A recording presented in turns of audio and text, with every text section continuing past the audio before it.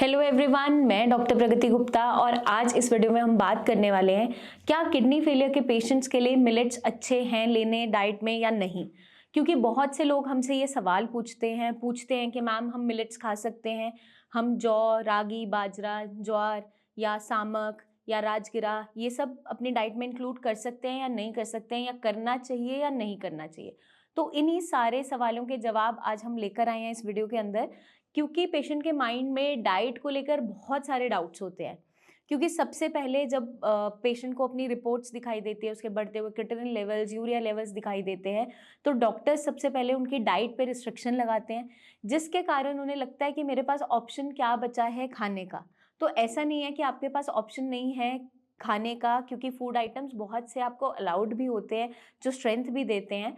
Serials हैं, छोटे छोटे सीरियल्स हैं, जैसे आपका चावल है या फिर दलिया है या फिर आटा है, उसी तरीके से आपके मिलेट्स भी होते हैं जिसके अंदर ज्वार, बाजरा, रागी या आपका जौ, राजगिरा, सामक जो हम व्रत के अंदर इस्तेमाल करते हैं, कुट्टू है, ये सारा कुछ हम इस्तेमाल करते हैं। इवन फास्टिंग में भी हम कुछ मिलेट्स का यूज़ करते हैं। तो ये जो मिलेट्स हैं, मिलेट्स के अंदर कार्बोहाइड्रेट्स की मात्रा कम पाई जाती है, तो आपके वेट को ये बैलेंस करने में हेल्प करता है। साथ के साथ आपके बीपी, शुगर को भी मैनेज करता है और आपके कोलेस्ट्रॉल को भी कम करता है। हाई इन फाइबर भी होता है। तो बहुत से बेनिफिट्स हैं इसको लेने के, लेकिन किस तरीके से इसको लेना है वो बहुत इंपॉर्टेंट है।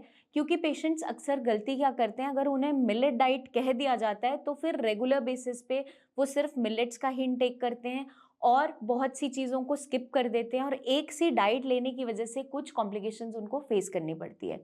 क्योंकि मेरे पास बहुत से पेशेंट्स ऐसे आए हैं जो लंबा टाइम फ्रूट डाइट पे रहे हैं, तो उनके अंदर हमें क्या देखने को मिलता है, उनका टोटल प्रोटीन, एल्बुमिन कम होना स्टार्ट हो जाता है, क्योंकि वो एक सी ही डाइट डेली बेसिस पे ले रहे होते हैं और कुछ मिनरल्स और उनके विटामिन की डेफिशिएंसी होनी स्टार्ट हो जाती है। तो अगर हम मिलेट्स का इस्तेमाल कर रहे हैं तो हमें एक चीज़ का ध्यान रखना है, रागी का यूज़ बहुत ज़्यादा किडनी फेलियर के पेशेंट्स को नहीं करना है जिनका पोटेशियम हायर साइड रहता है, क्योंकि रागी में as compare to other millets potassium की मात्रा ज़्यादा पाई जाती है। तो जिन लोगों का पोटेशियम लेवल में नहीं आ पा रहा, मतलब कि हमने जो रिपोर्ट देखते हैं उसमें 3.5 to 5 के अराउंड हमें चाहिए होता है, उसके अंदर अंदर ही होना चाहिए आपका पोटेशियम लेवल्स।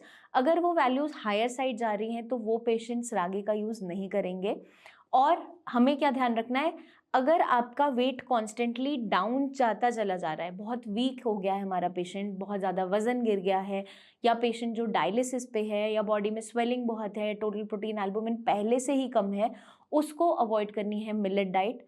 या फिर हमें जो डाइट ये लेना है भी है तो हम बीच बीच में कभी हफ्ते में एक आधी बार लेंगे। बट जो लोग जिनका वेट कम नहीं हुआ है या फिर वीकनेस नहीं है बॉडी में, वो मिलेट डाइट का यूज़ कर सकते हैं। तो आप इसको किस तरीके से प्रिपेयर करोगे, आप इसका आटा पिसवा के या तो चीला भी बना सकते हो खूब सारी वेजिटेबल्स डाल के, और साथ के साथ हम क्या कर सकते हैं, या तो इसकी खिचड़ी या दलिया के फॉर्म में आप ऐसे कुक करके इसको ले सकते हो। तो वेजिटेबल्स क्या हम यूज़ करेंगे जो किडनी फ्रेंडली है, जो हम बहुत सी वीडियोज़ में ऑलरेडी डिस्कस भी कर चुके हैं, वो सारी वेजिटेबल्स आप डाल सकते हो। उन लोगों में जिनका गट बहुत ज़्यादा इरिटेबल रहता है, मतलब कि इरिटेबल बाउल सिंड्रोम के पेशेंट जिनको ऑल्टर्ड कभी भी कॉन्स्टिपेशन या लूज मोशन हो जाता है, उन लोगों को मिलेट्स अवॉइड करने हैं, क्योंकि मिलेट्स को डाइजेस्ट करने में थोड़ा सा हमें टाइम ज़्यादा लगता है, क्योंकि आपकी बॉडी जल्दी से इसको अडाप्ट नहीं कर पाती। क्योंकि ये ट्रेंड हमने आजकल देखा है कि मिलेट डाइट, बट गांव में लोग पहले से इस डाइट को फॉलो कर रहे थे, बट शहरों में अब लोगों ने छोड़ दिया है, तो कई साल छोड़ने के बाद गट एकदम से अडेप्ट नहीं कर पाता। तो ग्रेजुअली आप मिलेट्स को इंट्रोड्यूस करें अपनी डाइट में, रैंडमली, एब्रप्टली बहुत सारा एकदम से नहीं शुरू करना, थोड़े थोड़े रेशो से आप स्टार्ट करो, वो डाइजेस्ट होना स्टार्ट हो तभी आप इसका इंटेक करें, अदरवाइज ना करें। क्योंकि ये सारी अगर आप प्रिकॉशंस रखते हो तो इसके आपको बेनिफिट्स मिलेंगे, अदरवाइज आपको कॉम्प्लिकेशंस फेस करनी पड़ती है। अगर हम बात करें मिलेट डाइट की कि किडनी फेलियर के पेशेंट को लेना चाहिए नहीं लेना चाहिए, तो अगर हम ओवरऑल बात करें तो एक जस्ट हम ये निकालते हैं कि जिन पेशेंट का वेट अभी ठीक है, एकदम से डाउन नहीं गया है और उनका बीपी, शुगर वैल्यूज़ बढ़ा हुआ रहता है, तो उन पेशेंट्स में मिलेट डाइट काफ़ी हेल्पफुल साबित हो सकती है और आपकी रिकवरी भी आनी स्टार्ट हो जाती है। मिलेट्स का एक और बेनिफिट भी देखने को मिलता है, ये आपके हीमोग्लोबिन को भी बढ़ाता है। तो जिन लोगों का हीमोग्लोबिन कम रहता है, एनीमिक है, वो भी इसका इंटेक कर सकते हैं। तो आपको क्या करना है, प्रिकॉशन के साथ इसका इंटेक करना है, तभी इसके फ़ायदे आपको मिलेंगे। मैं उम्मीद करती हूँ ये वीडियो आपको मदद करेगी समझने में, जानने में कि मिलेट्स का क्या फ़ायदा है किडनी फेलियर के पेशेंट को, किस तरीके से उसको लेना है। आप ये और कोई भी सवाल हो तो आप कमेंट करके हमसे पूछ सकते हैं, या नीचे दिए हुए नंबर्स पर टीम ऑफ डॉक्टर्स से कंसल्टेशन ले सकते हैं। पर्सनली आप मिलने आना चाहें तो क्लिनिक विजिट भी कर सकते हैं। जल्दी हम आपसे फिर मिलेंगे, बहुत सी इन्फॉर्मेशन लेकर आते रहेंगे। तब तक के लिए eat healthy, stay healthy and take care.